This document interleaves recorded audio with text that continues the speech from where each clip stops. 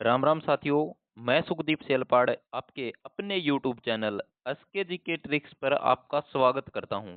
साथियों, जैसा कि आपको पता है कि भाई हरियाणा सीईटी के फॉर्म निकले हुए हैं और सीईटी में हरियाणा जीके भी आने वाली है। तो साथियों, हमने टॉपिक वाइज सारे के सारे ये handwritten notes Telegram channel पर डाल दिए हैं। सारे के सारे हैंड रिटन नोट्स हैं, टॉपिक वाइज हैं और बेहतरीन तरीके से करवा रखे हैं। यूट्यूब पर अगर आपने वो देखने हैं तो यूट्यूब पर भी आप हमारे प्लेलिस्ट में जाकर सकते हैं। हरियाणा जीके के नाम से प्लेलिस्ट है, उसमें जाकर देख सकते हैं। तो टॉपिक वाइज करवाने के बाद मेरे दिमाग में बात आई कि भाई क्वेश्चन भी करवा दिए जाएं। और क्वेश्चन भी वही हैं साथियों जो पीछे एग्जाम में आए हुए हैं और काफी बार रिपीटेड क्वेश्चन है, काफी बार एग्जाम में आ चुके हैं, यही प्रश्न बार बार रिपीट होते हैं। तो वो प्रश्न अब लेकर आए हैं और बेहतरीन तरीके से करवाएंगे साथियों। अगर आप हमारे चैनल पर नए हो तो आप हमारे चैनल को सबसे पहले सब्सक्राइब कर दो और साथ में बेल आइकन दबा दो। बेल आइकन दबाने का मतलब है कि भाई जो जो इन्फॉर्मेशन होगी वो आप तक पहुंच जाएगी। तो चलिए साथियों, बिना किसी देरी के आज के सेशन की शुरुआत करते हैं। हम डेली 10-20 क्वेश्चन जरूर करते हैं, तो आज भी हम उतने ही क्वेश्चन करेंगे। चलिए साथियों, पहला प्रश्न की मैं बात करूं तो पहला प्रश्न दे रखा है, यमुनानगर में भारत स्टार्च एवं केमिकल लिमिटेड की स्थापना हुई। यो यह बात पूछना चाहो है कि भाई यमुनानगर जो हरियाणा का जिला है उसमें भारत स्टार्च एवं केमिकल लिमिटेड की स्थापना है। तो साथियों, उसकी स्थापना कब हुई? तो स्थापना की अगर बात करूं तो साथियों 1938 में इसकी स्थापना हुई। अब बात आती है साथियों यमुनानगर की। यमुनानगर हरियाणा का जिला कब बना, ये बात पूछ ली जाए तो साथियों पूछ ली जाए तो 1989 में हरियाणा का यमुनानगर है वो जिला बन गया था। यमुनानगर के पुराने नाम के बारे में काफी बार एग्जाम में प्रश्न आता है कि भाई यमुनानगर का पुराना नाम, तो पुराना नाम पूछ ले तो साथियों अब्दुल्लापुर इसका पुराना नाम था। साथियों अब्दुल्लापुर, अब्दुल्लापुर यमुनानगर जिले का पुराना नाम साथियों, ये बात तुम्हें याद रखनी है। अब चलते हैं नेक्स्ट क्वेश्चन पर। नेक्स्ट क्वेश्चन क्या है साथियों?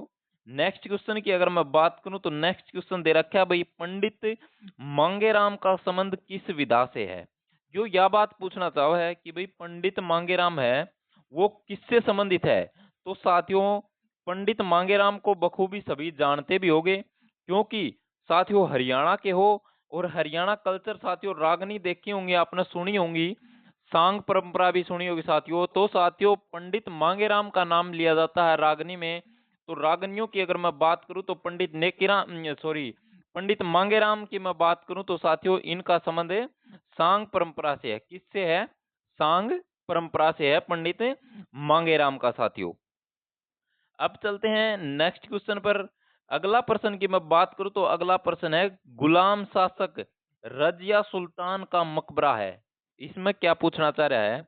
इसमें यह बात पूछना चाह रहा है कि भाई रजिया सुल्तान है वो एक गुलाम शासिका है और साथियों उसका जो मकबरा है वो हरियाणा के कौन से जिले में है? तो हरियाणा के कैथल जिले में है। ये बात तुम्हें अच्छी तरह से याद रखनी है। कौन से जिले में है भाई?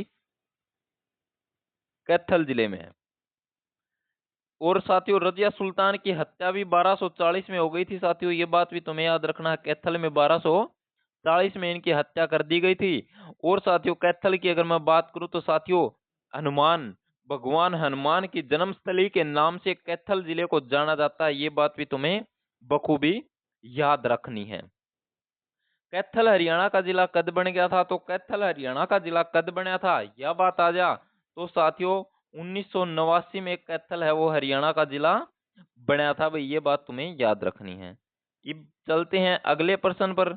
अगला प्रश्न क्या है भाई, पंचायती चुनाव किसकी देख रेख में होते हैं? हरियाणा में देखो भाई पंचायत के चुनाव हैं, पंचायत के चुनाव होते हैं हरियाणा में। तो बात पूछ ली जाती है भाई ये कौन करवाओ है, किसकी देख रेख में, किसकी निगरानी में है? तो साथियों राज्य चुनाव आयोग की निगरानी में सारा का सारा काम होता है प्यारे साथियों, राज्य चुनाव आयोग। अगले प्रश्न की तरफ चलते हैं। तो अगला प्रश्न क्या दे रखा है? अगला प्रश्न की मैं बात करूं तो अगला प्रश्न दे रखा है भाई, रानी रामपाल का संबंध किस खेल से है? जो पूछना था भाई, रानी रामपाल है वो खिलाड़ी है और खिलाड़ी है तो भाई किस खेल की खिलाड़ी है? तो रानी रामपाल की अगर बात आ जाए तो साथियों हॉकी की खिलाड़ी है। किसकी खिलाड़ी है? हॉकी की खिलाड़ी है, ये बात तुम्हें याद रखनी है। उसके बाद है प्यारे साथियों मोहिंदर प्रताप चंद का संबंध है। तो ये पूछना चाहो भाई मोहिंदर प्रताप चंद है, इनका संबंध क्या है? तो साथियों ये मोहिंदर प्रताप चंद हैं, ये एक कवि हैं। तो साथियों कवि हैं तो कौन सी भाषा के कवि हैं, या बात पूछ लेगा तो उर्दू कवि हैं भाई, ये उर्दू भाषा के कवि हैं। ये बात तुम्हें अच्छी तरह से याद रखनी है प्यारे साथियों। उसके बाद अगला प्रश्न है भाई 12वीं शताब्दी में किसने हांसी किले का पुनर्निर्माण करवाया था? हांसी की अगर मैं बात करूं तो साथियों हांसी हिसार जिले में आता है। किस में आता है? हिसार जिले में। हिसार जिले का हिस्सा है हांसी। और हांसी का जो किला है इसका पुनर्निर्माण किसने करवा दिया था? तो उनका नाम होगा साथियों पृथ्वीराज चौहान ने करवा दिया था। अब बढ़ते हैं अगले प्रश्न की तरफ। तो अगले प्रश्न की तरफ बढ़ते हैं तो अगला प्रश्न क्या है साथियों? अगला प्रश्न दे रखा है कि भाई हरियाणा विधानसभा की पहली महिला अध्यक्ष। यो यह बात पूछना चाहो भी हरियाणा विधानसभा है, इसमें अध्यक्ष बनते हैं, लेकिन पहली महिला अध्यक्ष कौन है? तो पहली महिला विधानसभा के अध्यक्ष की बात आ जाए तो आपको याद रखना है साथियों सन्नो देवी। किनको याद रखोगे? सन्नो देवी को याद रखोगे प्यारे साथियों। उसके बाद अगले प्रश्न पर जाते हैं। तो अगला प्रश्न दे रखा है भाई हरियाणा लोक सेवा आयोग के चेयरमैन की नियुक्ति कौन करता है? हरियाणा लोक सेवा आयोग है, इसकी नियुक्ति चेयरमैन की नियुक्ति कौन करे है? तो साथियों हरियाणा के राज्यपाल के द्वारा इसकी क्या करी जाती है? नियुक्ति करी जाती है। ये बात तुम्हें याद रखनी है। अगले प्रश्न की तरफ बढ़ते हैं तो अगला प्रश्न दे रखा है जनगणना 2011 के अनुसार हरियाणा में जनसंख्या घनत्व कितना है? तो जनसंख्या घनत्व की अगर मैं बात करूं तो साथियों जनगणना 2011 के अनुसार तो वो है 573 व्यक्ति प्रति वर्ग किलोमीटर। साथियों ये बात तुम्हें याद रखना है, वर्ग किलोमीटर है, ये बात तुम्हें याद रखनी है। अब बढ़ते हैं अगले प्रश्न की तरफ। अगला प्रश्न क्या दे रखा है? अगला प्रश्न दे दिया भाई, क्या दे दिया कि भाई पृथ्वीराज रासो किसने लिखी थी? तो ये लिखी थी साथियों चंद्रबरदाई ने। किसने लिखी थी? चंद्रबरदाई ने ये पुस्तक लिखी थी पृथ्वीराज रासो। ये प्रश्न साथियों आपको हरियाणा सीटी में ही नहीं बाकी कोई भी एग्जाम हो, किसी भी राज्य का हो, किसी भी कोई भी सेंटर का एग्जाम हो, तो ये प्रश्न आपको देखने को मिलेंगे साथियों। उसके बाद है साथियों हरियाणा हरिकेन।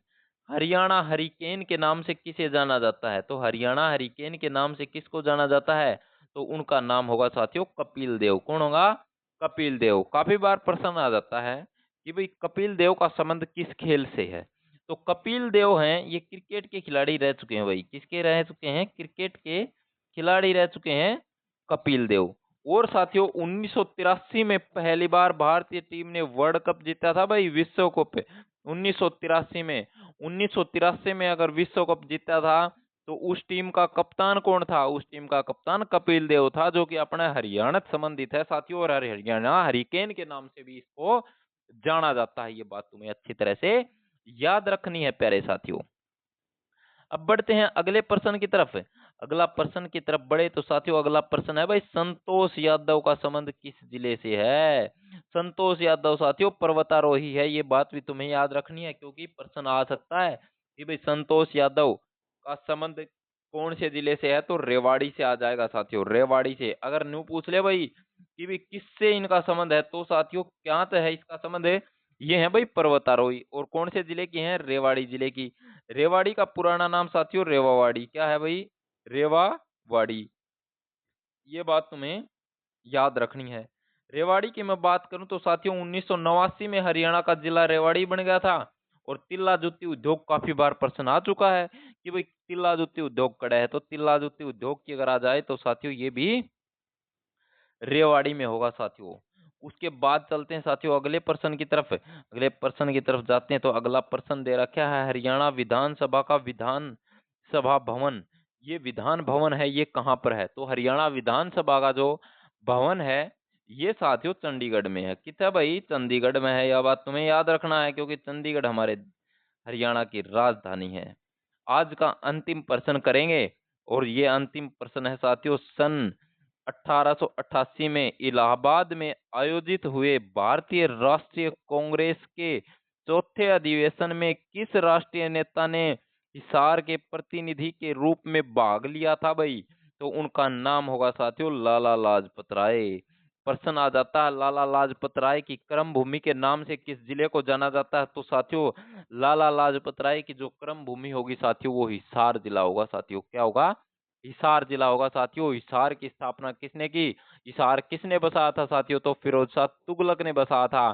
फतेहाबाद किसने बसाया था? तो फतेहाबाद भी फिरोज शाह तुगलक ने बसाया था साथियों। ये बात तुम्हें याद रखनी है क्योंकि ये एक प्रश्न काफी बार एग्जाम में आ चुके हैं। तो आज का सेशन की हम यहीं पर समाप्त करते हैं साथियों।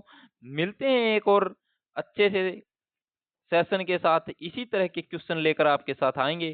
काफी सारे हमारे पास क्वेश्चनों का भंडार है, तो हम एक साथ तो सारे के सारे करवा नहीं सकते क्योंकि साथियों जो थोड़ी थोड़ी चीज करके याद होती है वो एक बेहतरीन तरीके से याद होती है। साथ साथ बेशक लिख लियो आप ये प्रश्न, क्योंकि ये सारे के सारे पीछे परीक्षाओं में आए हुए हैं, मैंने वहीं से इकट्ठे कर रखे हैं, एक एक प्रश्न जोड़ रखा है। तो साथियों सारे के सारे इसकी पीडीएफ भी लास्ट में भाई इसके 2-2.5 हजार प्रश्न जो भी बनेंगे वो सारे के सारे मैं आपको दे दूंगा। लेकिन सबसे पहले आप इनको अपने लेवल पर भी लिख लिए, और अपने लेवल पर लिखने का मजा ही कुछ और है, क्योंकि अगर आप अपने हाथों से लिखोगे, अपने हाथों से लिखोगे और पढ़ोगे तो साथियों सारी की सारी चीजें आपका बिल्कुल दिमाग में छप जाएंगी। जिसने सीईटी का फॉर्म नहीं भरा है साथियों, सीईटी का फॉर्म भर दियो। जिसके सर्टिफिकेट ना बने हैं वो बन जाएंगे, चिंता करने की कोई बात नहीं है। तो मिलते हैं साथियों एक और बेहतरीन क्लास के साथ, तब तक आपने अपनी तैयारी जारी रखिए। जय हिंद साथियों, जय भारत।